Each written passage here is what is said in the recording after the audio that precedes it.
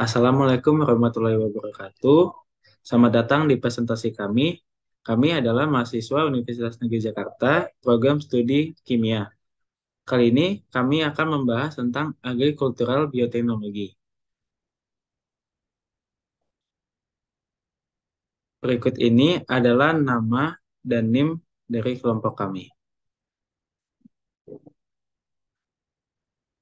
Jurnal yang akan kami bahas di sini berjudul tentang CRISPR-Cas9 and Nanotechnology Pertinence in Agricultural Crop Refinement. Nama jurnal Frontier in Plant Science, volume 13, artikel 843575, tahun 2022. Penulis Banafat Jayana Naik, reviewer Asatrias dari Zhejiang University China, dan Hikmet Budak dari Montana Bioagriculture dari Amerika. Tanggal perilisan jurnal ini adalah 8 April 2022. Di sini adalah isi dari presentasi yang akan kita bahas. Pertama ada introduction, metodologi, result and discussion, dan conclusion. Di sini kita berkenalan dulu dengan kendala yang dialami petani. Yang pertama, di sini ada pemanasan global. Kedua, curah hujan rendah dan curah hujan yang tinggi. Yang ketiga, ada ancaman dari biotik dan abiotik.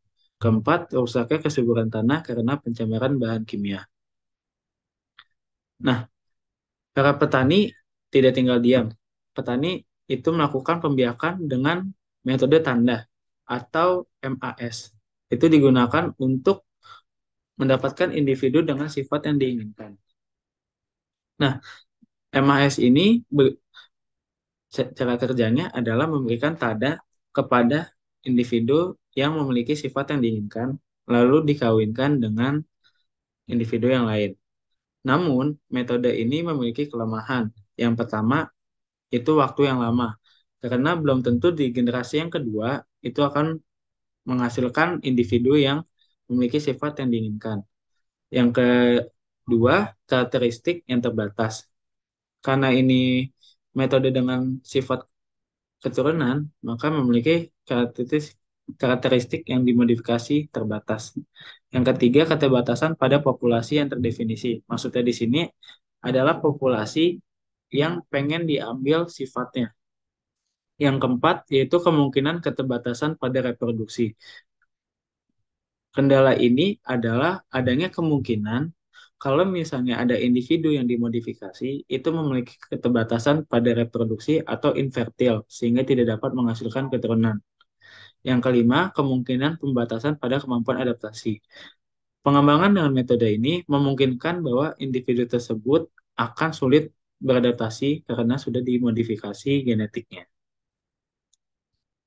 Oke, kelemahan dari metode yang sebelumnya itu dapat diatasi dengan metode CRISPR-Cas9.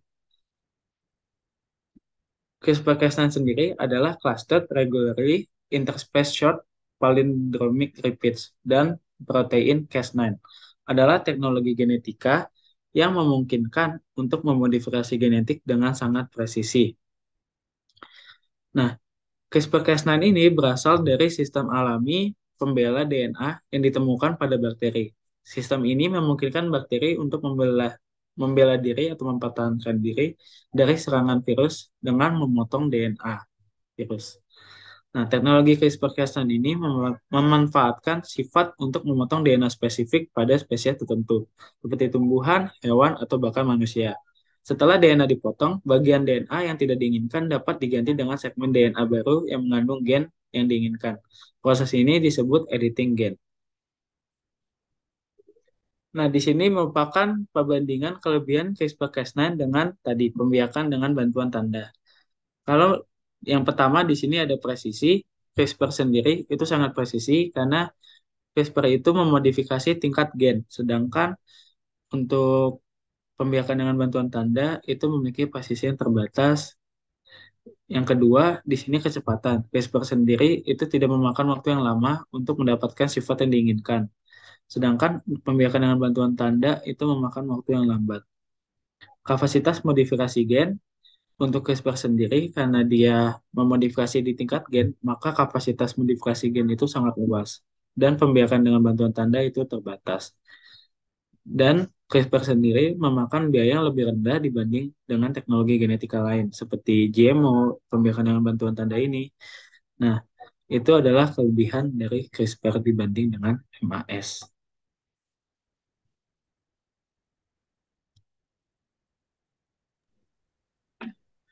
Penelitian pada jurnal ini tidak dilakukan secara langsung di lapangan, melainkan menggunakan peninjauan terhadap teori-teori yang telah ada dari para ahli, yang sekiranya teori tersebut sesuai dan mendukung penelitian ini. Berikut adalah dua contoh referensi yang digunakan pada penelitian ini. Terdapat banyak teori lainnya yang digunakan, yang mana teori ini saling berhubungan yang menjadi media pendukung gagasan pada penelitian ini, hingga mendapatkan hasil dan pembahasan yang valid. Lanjut.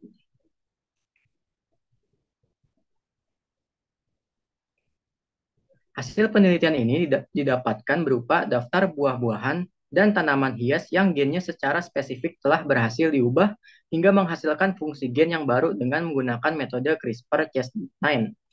Dan pembahasannya berupa langkah-langkah pengubahan gen tersebut dengan metode CRISPR-Cas9 hingga menghasilkan fungsi tertentu dan dapat disebarluaskan secara komersial. Lanjut. Berikut adalah tabel buah-buahan yang gennya berhasil diubah dengan metode CRISPR.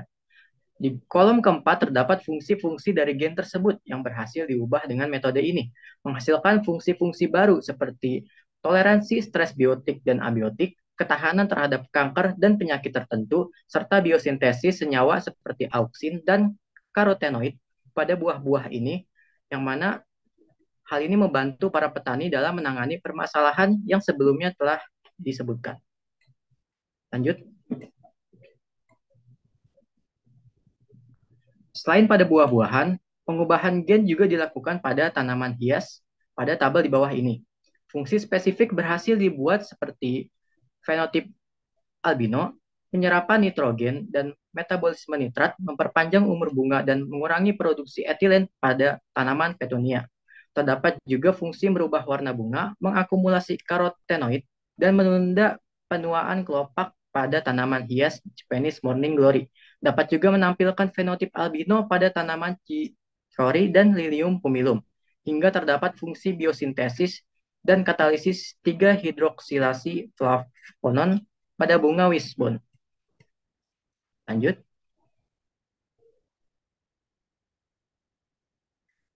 Sequence Specific Nucleus disingkat SSN adalah metode yang berguna untuk menambahkan, menghapus, hingga mengganti urutan suatu gen sehingga suatu gen dapat menghasilkan kemampuan tertentu seperti yang telah disebutkan pada slide sebelumnya.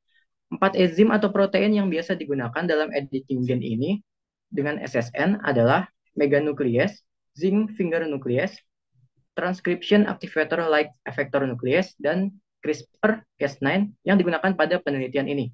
CRISPR digunakan pada penelitian ini dengan beberapa alasan seperti desain gRNA yang lebih mudah dirancang, memiliki spesifisitas yang lebih tinggi sehingga lebih aman dan minim akan efek samping, serta harga dari CRISPR yang cenderung lebih murah dibandingkan teknik lainnya. Penggunaan CRISPR-Cas9 dapat dilakukan dengan elektroporasi, yaitu suatu metode untuk memperbesar pori-pori membran sel sehingga protein Cas9 dapat lebih mudah dimasukkan ke dalamnya. Bisa juga dilakukan dengan transformasi atas bantuan bakteri Agrobacterium, metodologi shotgun yaitu pemecahan genom hingga menjadi fragmen-fragmen yang lebih kecil, atau juga bisa dilakukan dengan medium senyawa organik seperti polyethylene glycol. Lanjut. Masuk ke poin selanjutnya itu discussion. Di sini akan membahas metode modifikasi DNA dengan CRISPR. Jadi ada tiga langkah utama, yaitu pertama ada desain dari gRNA, merupakan RNA sintesis yang dirancang untuk berpasangan dengan DNA target yang spesifik dan membentuk kompleks dengan enzim Cas9. Yang kedua ada pemotongan DNA target. gRNA Cas9 kompleks mengenali dan memotong DNA target yang cocok dengan urutan RNA gRNA. Langkah ketiga ada modifikasi DNA. setelah pemotongan DNA terjadi, modifikasi dapat dilakukan pada sisi pemotongan untuk memperbaiki, menghapus, atau menambahkan fragmen DNA baru. Adapun pada langkah modifikasi ini melibatkan 3 opsi, diantaranya ada non-homologous enjoining atau NHEJ, merupakan mekanisme perbaikan DNA yang tidak bergantung pada sekuen tertentu sehingga menyebabkan perubahan acak pada urutan DNA target. Yang kedua ada homology directed repair atau HDR, merupakan mekanisme perbaikan DNA yang memanfaatkan DNA homolog, misalnya DNA donor, sebagai template untuk meregenerasi urutan DNA target dengan keakuratan yang lebih tinggi. Yang terakhir tuh ada metode base editing yang merupakan teknik modifikasi DNA yang memungkinkan untuk mengubah pasangan basa tertentu secara spesifik tanpa memotong DNA. Next. Selanjutnya ada skema langkah untuk menerapkan metode CRISPR ini. Yang pertama itu bagian A merupakan pemilihan gen spesifik, jadi gen apa saja yang mau dirubah atau mau ditambah. Kemudian ada bagian B yang merupakan perancangan gRNA untuk gen spesifik. Yang C ada konstruksi vektor. Vektor bisa menggunakan, contohnya ada Argobacterium. Poin D merupakan transformasi sistem CRISPR melalui vektor. Di sini contoh itu Agrobacterium. Pada poin E itu induksi kalus dari explant yang terinfeksi Agrobacterium. Poin F itu merupakan tanaman regenerasi dari kalus. Pada poin G itu tanaman transgenik yang bermutasi T0. T0 itu merupakan kayak generasi pertamanya. Pada poin H itu screening tanaman transgenik dengan PCR itu untuk mengidentifikasi. Yang poin I, identifikasi dengan tanaman bermutasi dengan T7S1 yang merupakan suatu enzim. Pada poin pada poin J itu merupakan deteksi tanaman transgenik dengan sequencing Sanger. Itu merupakan dengan menggunakan elektroforesis. Pada poin K itu untuk berbagai teknik untuk mengidentifikasi tanaman transgenik. Pada poin L itu penyerbukan sendiri tanaman transgenik. Pada generasi T0 untuk generasi tanaman T1 homozigot. Poin M merupakan benih T0 bermutasi. Pada poin N itu progeni T1 bebas transgen. Dan poin terakhir merupakan analisis fenotipik dari tanaman T1. Next.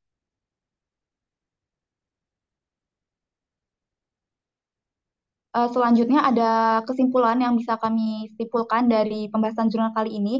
Yang pertama, CRISPR atau Cas9 dan sistem kompleks nanopartikel merupakan teknik inovatif canggih dalam pengembangan atau penyempurnaan tanaman pertanian. Yang kedua, dengan adanya teknologi ini dapat meningkatkan nilai gizi dan prospek kesehatan tanaman, serta manusia juga bisa diperkaya dengan spektrum aplikasi yang luas termasuk dalam domain biomedis. Yang ketiga, meningkatnya tingkat kesuburan dan berkurangnya masalah mikroorganisme prokaryotik yang berguna di dalam tanah.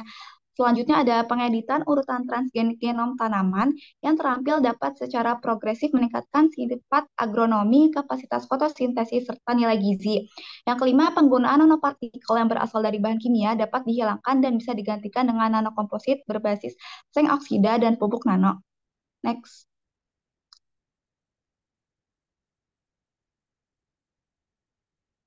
Poin selanjutnya, CRISPR atau Cas9 menunjukkan strategi baru dalam agroekologi yang memfasilitasi produksi makanan berkualitas gizi yang berkelanjutan untuk memenuhi permintaan yang terus meningkat.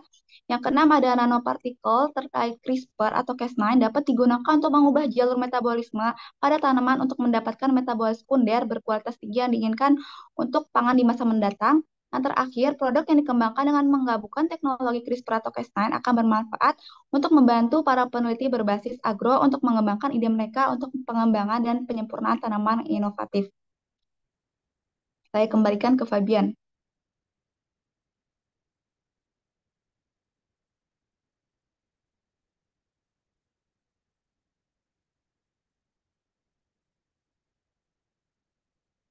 Baik, demikian presentasi dari kami. Kurang lebihnya kami mohon maaf. Wassalamualaikum warahmatullahi wabarakatuh.